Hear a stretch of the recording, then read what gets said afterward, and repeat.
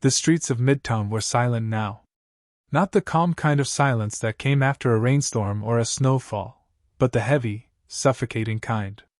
The kind where every breath felt too loud, every step like a scream in a graveyard.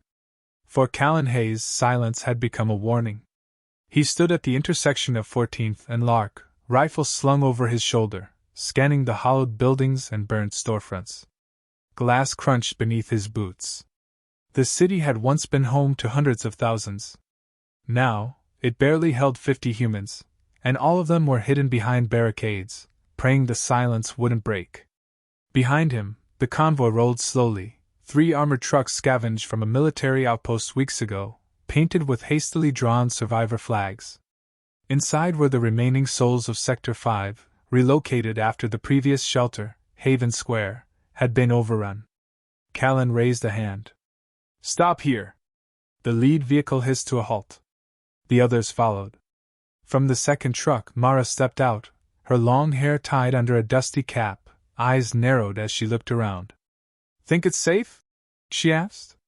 "No place is safe," Callan replied, then motioned toward the old civic center across the street. "But it might hold." Rebuilding wasn't about picking the best spot. It was about choosing the least terrible option and making it work. The civic center had thick walls, rooftop access, a sub-basement they could fortify, and most importantly, no undead inside. At least, not anymore. "Team 1, clear the lower floors," Callan ordered. "Team 2, perimeter checks. We'll regroup in 20. As the others moved, Mara stayed behind, gripping her sidearm. "You still don't sleep, do you?" Callan didn't answer. He hadn't slept more than 2 hours a night in weeks. "You keep leading like this, and one day you'll miss something. Something big." He glanced at her. "I'll sleep when no one else is counting on me to hear the dead coming." Inside the civic center was a time capsule. Desks overturned, papers scattered, walls cracked but standing.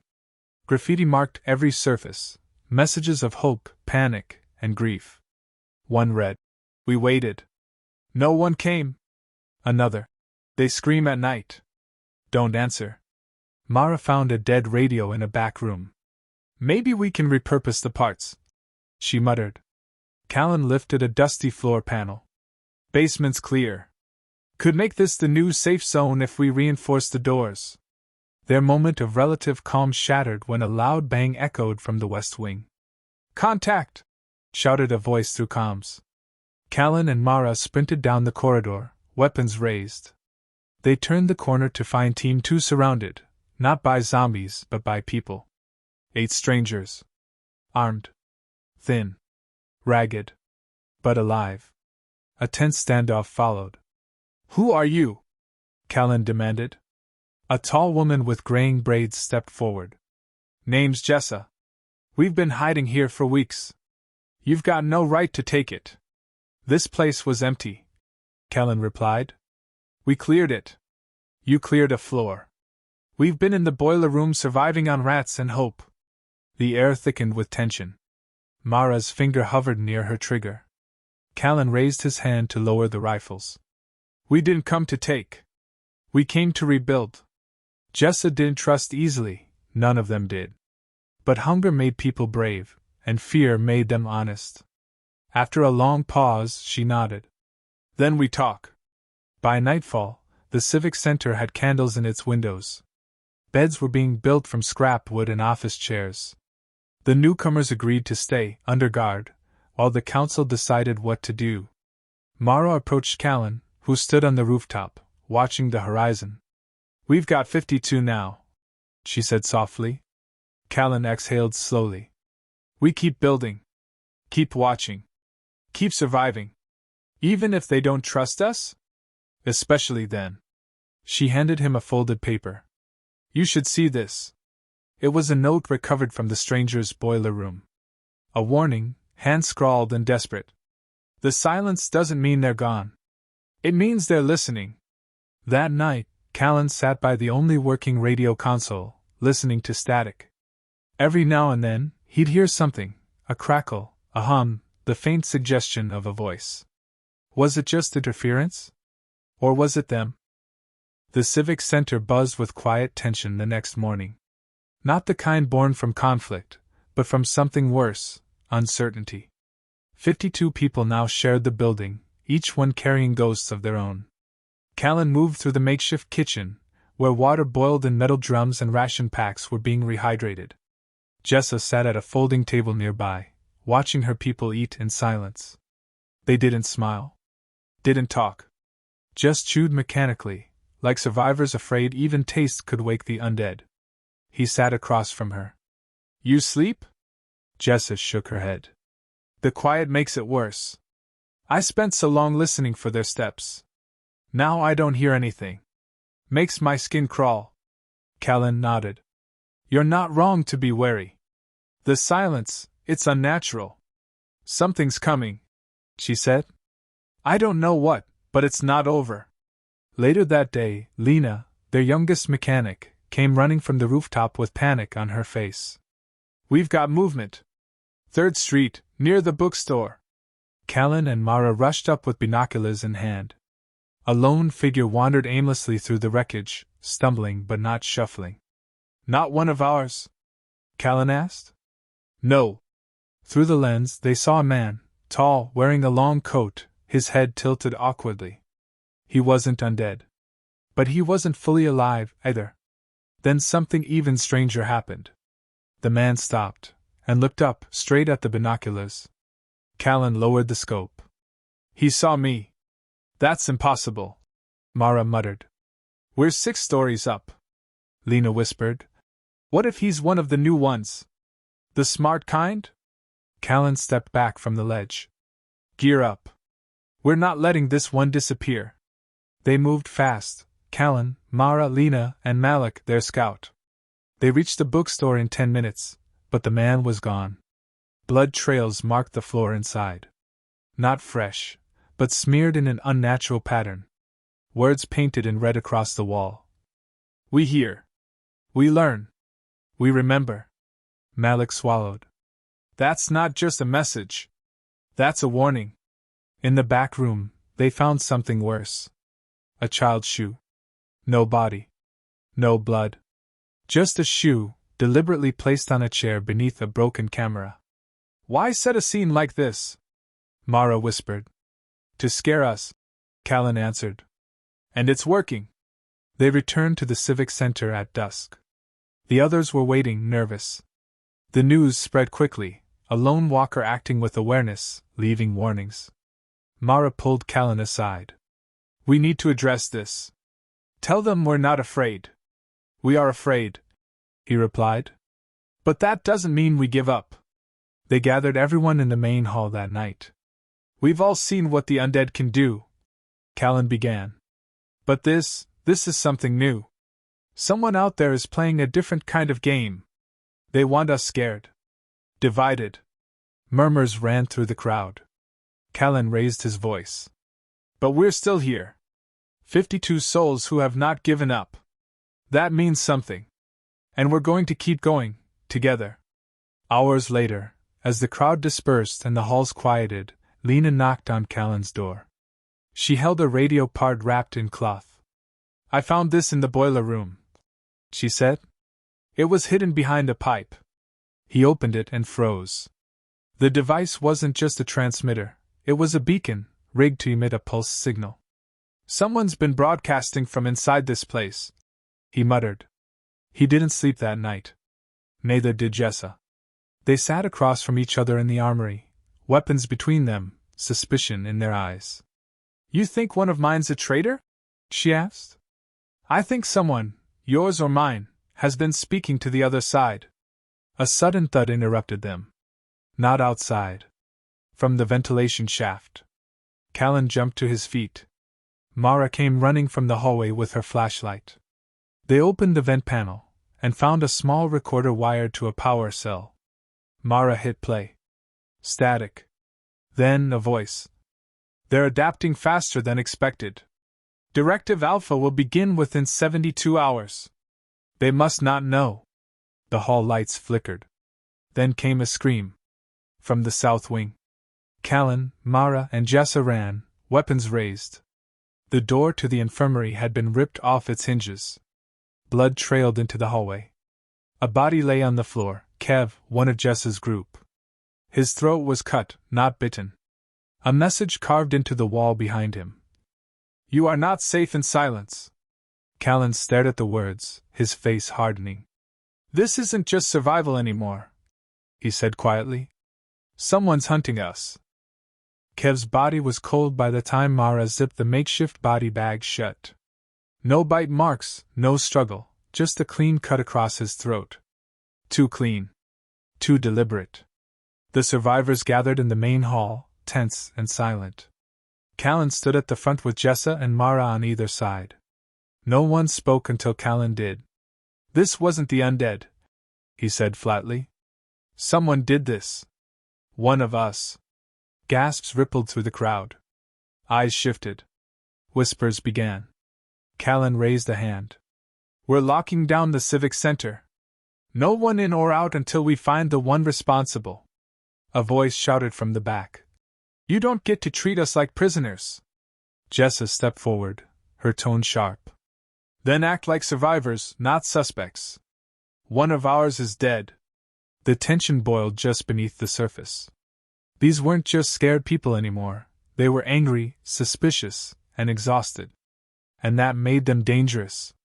Mara and Lena worked to disable the outer exits, using scrap metal and furniture to barricade each entry point. "I don't like this," Lena whispered. "What if the killer tries again? What if they're watching us right now?" "They are," Mara replied grimly. "That's the whole point. Fear makes people sloppy." Meanwhile, Callan and Jessa searched the rooms. They found nothing useful, just old supplies, cracked radios, and too many hiding spots. Then, in the basement's storage unit, Callan spotted it, a torn piece of Kev's jacket, hidden beneath a vent grill. He pried it open. Behind the panel was a small chamber, large enough for someone to crawl through. Inside sat a notebook, half-burnt and damp. He flipped through it, maps, schedules, sketches of the survivors, with red XS over 5 names. Kev's was the last one marked. By nightfall, paranoia had sunk its teeth into every corner of the civic center. Some survivors barricaded their own doors from the inside. Others refused to eat unless they cooked it themselves. Rumors spread that Kev had been working with the zombies, or worse, that multiple people were involved. Callan knew if he didn't act fast, the community would collapse from the inside. So he called another meeting. This time, only the council, himself, Mara, Jessa, Lena, and 2 others, Omar, their medic, and Bree, who handled food and rations. He tossed the notebook onto the table. "Found this in the vents." Jessa picked it up. "Is this a kill list?" "Looks like it." Mara pointed at one of the sketches. "That's Bree." Bree's face turned pale. What? Why me? I didn't do anything." "Someone thinks you did," Callan said. "Or wants us to. This is turning into a witch hunt," Omar muttered. "We need evidence, not guesses." Callan nodded. "We'll get it. Tonight, no one sleeps alone. Everyone pairs off. We rotate shifts, monitor movement. Whoever's behind this, they're watching. We make them feel watched, too." That night, Mara and Lena took the first watch from the rooftop. The city below looked like a graveyard, frozen in time. "Do you think it's really one of us?" Lena asked. "I think whoever did it has been planning this for weeks. Maybe longer. This wasn't panic. It was precision. Then we're in real trouble." In the west hallway, Jessa and Bree patrolled together. Bree couldn't stop glancing over her shoulder. "I swear I didn't know Kev," she whispered. "I believe you," Jessa said. "But that won't matter if we don't find whoever planted that notebook." A creak echoed behind them. Both women spun around, nothing. Just a swinging door. But when they turned back, a shadow moved past the hallway camera. Callan, reviewing the footage on the rooftop monitor, rewound the clip 3 times. A hooded figure, too short to be any of the adults, moved through the hall without making a sound. He zoomed in. The figure entered the old library wing, the one sealed off for repairs. Callan grabbed his rifle and ran. He entered the library alone. The air was stale, and books lay in rotting piles on the floor. He moved quietly, flashlight sweeping the shelves. Then, footsteps behind him. He turned, too slow. Something struck him across the back of the head. Darkness. When Callan woke, he was tied to a chair in the center of the library. Candles flickered around him. And across the room stood a child, no older than 12. But his eyes, they were cold. Too cold for a child. "You shouldn't have followed me," the boy said. "You should have let the silence stay silent." Callan's heart pounded. "Who are you?" The boy smiled. "I'm what's left when the world stops pretending it can be saved." Callan's hands ached from the cords cutting into his wrists. Blood trickled down from the gash on his scalp, and his vision still pulsed from the blow. But what held him frozen wasn't pain, it was the boy's eyes. They weren't lifeless like a zombie's. They were worse. They were aware. The child stepped closer, barefoot on the cold floor, his voice soft but deliberate. "They thought I was weak when they left me behind. I was 6. They ran from the city and locked the gates. But the dead didn't eat me. They listened." Callan's throat was dry. "You're human." "I was." The boy tilted his head. "But I watched them for so long. Learned how they moved. How they changed. I don't belong to you anymore. I belong to what comes next." Callan's heartbeat thundered. "You're helping them? Guiding them?" "I'm showing them how to think. How to hunt better. You brought your noise, your fire, your hope back into their city. They hate that. And so do I." Outside the library, Mara and Lena searched frantically. "He didn't check in," Mara said. "I don't like this." Lena held up the walkie. Still no response. "You think they got him?" "Not if we can help it." They reached the sealed door, pried it open with crowbars, and slipped into the dark wing. The air felt heavier, like breathing through sorrow. And in the distance, the flicker of candlelight. Back inside, the boy walked around Callan slowly, dragging a rusted machete across the floor. "I warned you. Through the radio. Through the walls. But still you stayed. Why the messages? Why not just kill us all?" "Because I want you afraid. That's what you never understand. Fear makes humans weak. Makes you turn on each other. You're already cracking." Callan's voice was hoarse but firm. "You'll never be one of them. No matter how much you hate us." The boy leaned in close. "Then why are they listening to me?" Suddenly, from beyond the library windows, came a horrifying sound, the howls of the dead, echoing like sirens in the distance. Callan's blood ran cold. At that moment, Mara and Lena burst into the library. The boy didn't run. He smiled. Mara aimed her rifle. "Step away from him." "You're too late," the boy said. "They're already coming." Lena rushed to Callan, cutting his restraints. Mara kept the barrel fixed on the child's chest, her fingers shaking slightly. He didn't flinch. As soon as Callan stood, the candles blew out. All of them. Darkness swallowed the room. In the pitch black, the boy's voice whispered, "Run!" They scrambled back through the library. Behind them, they heard the doors shatter, wood cracking, hinges groaning. And then, the low snarls of the undead. But this time, they didn't sound mindless. They moved faster. Smarter. Mara turned and fired 3 quick shots, hitting nothing. Callan pulled Lena forward. "Don't stop! To the stairwell!" The group slammed through the doors, sealing them behind with chains. "I've never seen them move like that," Lena said, breathless. "They weren't chasing," Callan muttered. "They were hurting." Back in the main hall, alarms were raised. The survivors gathered again, panic flaring. "They're surrounding the building," Bree shouted. "I saw at least 20, maybe more." Jessa rushed in, rifle in hand. "Where the hell were you, Callan?" He didn't answer immediately. He was still seeing that boy's eyes. "They have a leader," he said finally. "A human. Or something close to one. Murmurs rose again, louder now. This time not from fear, but disbelief. You're saying a child is commanding zombies? Omar asked. I'm saying he's not just commanding. He's teaching.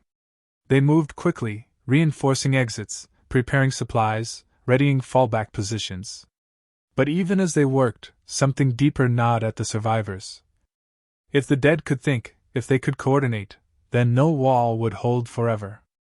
Callan gathered the council again. We need to evacuate. The civic center isn't safe. Evacuate to where? Bree asked. We've cleared every nearby zone. We don't have fuel for long distance. Callan looked at the map. There's an old subway line beneath the east wing. If we can clear the access tunnel, we can get to the underground rail yard. I remember a military cache stored there years ago. And the boy? Jessa asked. Callan's eyes darkened. We find him again. We end this. That night, while the others prepared for evacuation, Callan sat alone on the roof, watching the darkened skyline. Out there, somewhere in the ruins, was a boy who had turned pain into purpose. Who had twisted survival into a weapon. The dead were no longer alone. And neither were they. The storm hit just before dawn. Rain hammered the rooftop, thunder rolled through the streets, and in the shadows, the undead gathered with unnatural precision. From the roof, Mara watched them shuffle, not aimlessly, but purposefully, closing in on every possible exit. They're not attacking yet, Lena said, scanning through binoculars. It's like they're waiting for a signal, Mara muttered. That kid is watching us somewhere out there. Inside, Callan finalized the evacuation plan. The old subway line under the east wing was their only chance. If they could reach the underground military cache rumored to be buried in the rail yard, they might find weapons, fuel, and maybe even a secure shelter. He stood before the assembled survivors, his voice clear and steady. We move in 30 minutes. Quiet and fast. Stick to your groups. We make no sound unless we have to. Once we're in the tunnels, there's no turning back. No one protested. The silence said everything. Fear had stitched itself into their skin. Jessa led the first group down the east wing stairwell, flashlight in one hand and pistol in the other. The rusted steel door at the bottom groaned as they forced it open. A gust of damp, foul air hit them. The tunnel stretched into blackness, littered with debris and echoing with the sound of dripping water. Omar stepped through next, clutching his medkit. God, it smells like rot. Callan followed, sweeping his rifle. Let's hope it's just old decay. They knew better. Back upstairs, Mara and Lena held the line, sealing the building behind the last evacuees. From the rooftop, Lena spotted something that made her stomach twist, a line of corpses standing completely still, as if waiting for a command. Not growling. Not moving. Just watching. Let's go! Mara barked, pulling Lena down the stairwell. The tunnels swallowed them whole. Moisture dripped from the ceiling, and every footstep echoed down into the dark like a warning. Callan's team pushed forward cautiously, flashlights bouncing off cracked tiles and rusted rail lines. Then Jessa paused. Stop! She knelt and traced something on the wall, a symbol etched in black ash, a child's face with hollow eyes, surrounded by a circle of flames. It's a marker, Callan said quietly. He's been down here. They passed through collapsed passageways, rooms filled with flooded sewage, and finally reached a rusted steel door marked with faded military insignia. Bree, who had studied the area's maps, stepped forward. This has to be it. Callan forced the door open. Inside was a massive chamber, rows of sealed crates, emergency rations, fuel drums, even a few armored vehicles half buried in dust. Relief swept over the group. They had found salvation. Or so they thought. As survivors spread through the room, cheering quietly and embracing, Lena stepped aside to check her radio. A faint sound crackled through, the first signal in hours. A whisper. I see you. She froze. Callan. But he was already moving. The door they just entered had slammed shut. Someone had locked them in. Suddenly, the overhead lights, powered by an old emergency generator, flickered to life. And standing in the control booth above the chamber was the boy. His pale face was emotionless. His hand hovered over a lever. "You took from the dead," he said over the PA system. "So the dead will take back." With that, the walls behind them opened, and the real attack began. Dozens of the undead, herded through the tunnels like cattle, poured in. But this time, they didn't just lunge and bite. They coordinated. One group cut off the rear. Another came from above, dropping through ceiling grates. The survivors opened fire, but even that seemed anticipated. The walkers stayed out of direct line, using shadows and terrain for cover. Callan shouted, "Fall back! Block the east side!" Mara and Jessa pushed crates into a makeshift barricade, while Bree armed others with scavenged rifles. Lena tossed flashbangs, temporarily scattering the closest attackers. Omar was nearly grabbed but managed to stab one walker in the throat, then looked down in shock. His own leg had been slashed open by a jagged blade. One of the undead had used a weapon. Inside the chaos, Callan locked eyes with the boy above. "You could have joined us," he shouted. "You were one of us!" The boy's voice echoed down. "You had your chance to rebuild. But your hearts are too loud. And the silence doesn't forgive." With that, he vanished into the tunnels. They fought for nearly 15 minutes before finally sealing the breach. 20 of the 50 survivors had injuries. 3 were dead. And in the aftermath, they realized something chilling.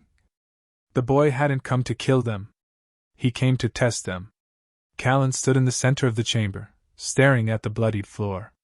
"This isn't a war anymore," he said quietly. "It's a game. And we're playing by his rules," Mara added. But Jessa shook her head. "Then it's time we stop playing and start hunting." The silence that followed the battle in the military cache was heavier than any sound. Survivors limped through the blood-slick floors, tending to wounds and gathering scattered gear. The boy had escaped again, and with him, the control of the dead still lingered in the dark. Callan stood near the sealed breach, fists clenched. "We lost 3 people. And he wanted that. He orchestrated the entire thing." Jessa holstered her rifle. "He's not just manipulating the undead. He's thinking 10 steps ahead. That's not instinct. That's strategy." Mara scanned the old terminal room where the boy had stood. "And he's still down here. Somewhere." They regrouped in the central chamber. The fuel drums were intact, and Omar had managed to get one of the old generators fully running. For the first time in weeks, they had light. But no one felt safe. Bree unrolled a tunnel map on a crate. "These lines connect to an old maintenance system. If he escaped through here, he could have gone to the surface, or deeper underground." Lena pointed to a dead-end marker on the map. "This zone, it used to be a quarantine bunker before the collapse. If he's using it, it could be a base." Jessa's eyes narrowed. "Then that's where we go. No more hiding. No more reacting. We strike first." They split into 2 groups. Callan led the recon team, Jessa, Lena, and Bree, through the maintenance shafts. The rest stayed behind with Mara and Omar, reinforcing the cache, treating the wounded, and preparing to move if things went wrong. The tunnels narrowed as they went deeper, dust thick in the air. Every footstep echoed like a heartbeat. Symbols, chalk marks and drawings lined the walls. Children's faces. Flames. Broken clocks. "He's leaving messages," Bree whispered. "Warnings or taunts." Lena paused at one that chilled her, a skull drawn with living eyes. Underneath. "I remember what you forgot." Suddenly, a sound broke the stillness. A child's humming. Faint, distant, but unmistakable. They followed it through a crumbling corridor into a hidden access room. Inside were dozens of objects, broken radios, pages from burned journals, a cracked television playing static. "He's been watching us," Callan muttered. Then they saw it, a monitor connected to an old subway camera feed. The cache. Their people. Being watched live. "He knows our layout," Lena said. Every hallway. Every angle. Bree checked the power. He's wired into the city's ghost tech. Using it like it's his own. Callan's expression hardened. Then it's time we take it back. Back at the cache, Mara's team was preparing a backup plan. If the recon team failed, they'd ignite the fuel drums and collapse the entire tunnel system, trapping whatever was down here for good. Omar voiced what others wouldn't. If they don't come back in an hour, we seal it. Mara nodded. Agreed. But not a second before. Meanwhile, deeper inside the old system, Callan's team found another door, this one reinforced, hidden behind steel grates. Jessa found wires and pressure triggers around the base. Booby-trapped, she said. Sloppy work. Like he wanted us to find it. Lena knelt by a child's shoe placed in front of the door. Inside it, a note. You're almost there. Want to know why I do this? The door creaked open. They entered what could only be described as a shrine. Drawings, bones, toys, candles, hundreds of items laid out in perfect symmetry. In the center, a small mattress. A child's coat. Old photographs of families. And one recording device blinking red. Callan pressed play. The boy's voice came through, younger, softer. My name was Eli. My mother was taken by the infection. My father locked me in a basement to keep me safe. He never came back. I screamed for 3 days. Then the dead came. But they didn't kill me. They stared. They listened. And I learned. You call me a monster. But I was made by your silence. Static cut the message short. Suddenly, the lights flickered, and the humming returned, closer this time. Then, the voice again. This time through nearby speakers. Now you know my name. Let's see if you remember it when your home is gone. Back at the cache, alarms sounded. The outer tunnel sensors picked up movement, dozens, maybe hundreds. The undead were converging again, but this time not just to attack. They were coming to bury them. Mara gritted her teeth. Prepare for breach. This is it. As Callan and his team rushed back through the tunnels, the ground began to shake. Explosions echoed from the far corridors. One of the fuel caches had ignited early. Faster! Callan shouted. They're triggering the traps. When they finally burst into the cache chamber, Mara turned. We thought you were. No time, Callan said. He's coming. And he's bringing the entire hive. Lena looked around at the bloodied, exhausted faces of the survivors. We've survived everything so far, she said. We're not giving him this place. Callan nodded. Then we fight. One last stand. One last roar. They braced for war beneath the earth. Inside the old military cache, the surviving 44 huddled around the map table, weapons drawn, eyes hollow but burning with resolve. The tunnel sensors screamed as the horde approached, hundreds of undead flooding the access routes from every direction. Mara stood at the gate with Callan, the steel barricade humming from the impact of fists and claws. This isn't a siege, she said through clenched teeth. It's a burial. Callan glanced at the fuel lines rigged to the tunnel walls. Not if we turn the grave into theirs. Lena and Bree worked frantically in the command booth, redirecting emergency power to the defense turrets. Old, rusted drones mounted on the ceiling flickered to life. Most barely moved, but a few tracked targets, their red sensors glowing. Jessa moved from group to group, checking weapons, boosting morale. No matter what comes through that gate, we hold. We don't run. Not this time. Omar patched wounded and prepped explosives. He placed the final detonator trigger in Mara's hands. If they get through, you make sure none of us become one of them. Then the first breach came. The steel barrier bent inward, sparks flying as dozens of decayed arms clawed through the gap. Callan fired the first shot, followed by a roar of gunfire from the others. The air filled with smoke, screams, and the sickening sound of bones striking steel. The undead didn't hesitate. They surged like a wave, climbing over their own to get in. The turrets whirred to life, shredding the front lines. Flash bangs and homemade pipe bombs ripped through their ranks, but still they came. Relentless. Endless. In the chaos, Eli's voice returned, broadcast from the control room's speakers, mocking and calm. You taught me to hide. You taught me fear. But the dead taught me truth. They don't forget. They don't forgive. They remember everything humans tried to erase. Then, the second gate failed. A side tunnel, previously sealed, exploded open. Eli had mapped the entire network and used it. More undead poured in, flanking the survivors. Lena shouted, "Fall back to the secondary barricade! Move!" They retreated through a gauntlet of gunfire and smoke. Bree stayed behind to trigger the tunnel collapse manually.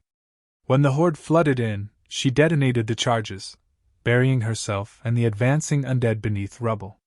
One survivor down. The rest regrouped at the main command platform. Only 38 remained. Blood slicked the floors. Bodies lay broken. But no one broke rank. Callan scanned the chaos. "He's here. Somewhere close." Lena nodded. "He wants to watch us fall. Just like before." That's when Jessa saw him. Standing on the catwalk above, surrounded by silence. Not protected by undead, but alone, watching with unblinking eyes. Eli. The child who had become something else. Jessa shouted, "Eli! It's not too late. You can end this." His voice cut through the noise. "You ended the world. I'm just what's left." He raised a small device in his hand. A trigger. Callan raised his rifle. "Drop it!" But Eli just smiled. "Let's finish what you started." Suddenly, a massive rumble shook the floor. From the far end of the chamber, something different entered. Not just undead. Twisted, armored monstrosities, undead enhanced with remnants of military gear. Their arms had been replaced with blades. Their faces welded into gas masks. Abominations. Callan whispered. "What did he do?"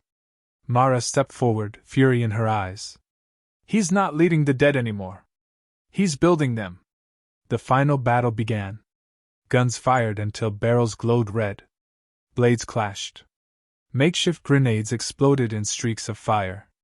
One abomination charged, cutting through steel plating. Omar leapt in its path with the detonator strapped to his chest. "For Bree," he said. The blast shook the chamber, taking the monster, and Omar, with it. Callan and Jessa fought side by side, clearing a path to the catwalk. Lena climbed the maintenance lift, eyes fixed on Eli. When she reached him, he didn't flinch. "You should have let the world stay dead," he said. Lena leveled her pistol. "And you should have stayed a boy." She hesitated. Just a moment. That was all he needed. Eli pressed the trigger. Nothing happened. Callan had disabled the signal. He raised his rifle behind the boy. "It ends now." But Eli didn't cry. He didn't scream. He just whispered, "You'll never rebuild what you lost." Lena pulled the trigger. The body fell limp. And in the chamber below, the horde began to collapse. As if a string had been cut. The coordination vanished. The abomination stopped moving. The war wasn't over. But the general had fallen. 34 survivors stood in the silence. Bloodied. Broken. But standing. They'd held the line. Together. The fires still burned in the ruins of the underground cache, casting flickering shadows against the tunnel walls. Silence hung thick in the air, not the eerie kind that came before a zombie attack, but a final, heavy quiet that signaled something greater. It was over. Eli was gone. The boy who had haunted their every move, orchestrated death like a conductor with a symphony of screams, was gone. And with his death, the hive had collapsed. The undead that once moved with intelligence now wandered aimlessly, mindless once more. But victory hadn't come cheap. Only 32 of the original 50 survivors remained. Mara stood among the bodies of the fallen. Omar. Bree. Several others whose names had been stitched into the fabric of their new lives. Gone. Sacrificed for a chance at something more. Callan knelt beside the generator, his hand resting on the ignition switch. The surface systems are partially functional again. We can try to signal the other enclaves. Maybe someone will answer this time. Lena, her face bloodied and eyes hollow, nodded without speaking. Her gaze lingered on the monitor that once broadcast Eli's voice. Now, it showed only static. Jessa sat in silence with two children who had survived the last assault, their parents lost in the fighting. She wasn't a mother, had never imagined being one, but in this moment, her arms were the only safe place they had. That night, they held a funeral. In the cold heart of the ruined bunker, beneath makeshift torches and exposed pipework, they laid their dead to rest. There were no priests, no ancient words. Only memories. Tears. And silence. Mara spoke, her voice low but steady. We are not the last people on Earth. But we are the last of this place. The last to know what it costs to hold the line. One by one, they stepped forward, placing personal items beside the bodies. A photograph. A dog tag. A music player still half charged. Lena laid a small drawing, Eli's, on the ground. A picture of a family beneath the sun. I hope he finds peace, she said softly, even if we never understood him. The next morning brought decisions. Callan spread a worn map across the command table. We have 3 choices, he said. We stay underground and rebuild. We search for another enclave. Or we go to the surface and try to reclaim it. The room was quiet. Each option carried risk. The undead still roamed above, even if they no longer moved like soldiers. Supplies were limited. The world had changed. Mara looked at the group. We can't just survive anymore. We have to live. That means light. That means sky. That means up there. A murmur of agreement passed through the group. Even the children nodded. They gathered their supplies, rationed the remaining food, and packed what they could carry. Ammunition, seeds, tools, memories. As they approached the main exit shaft, once sealed by the military during the early days of collapse, Callan pressed a code into the terminal. The doors groaned open. For the first time in nearly 6 months, natural light poured in. It was faint, filtered by clouds, but real. They stepped outside one by one, blinking, shielding their eyes. Some fell to their knees. Others stared at the broken skyline.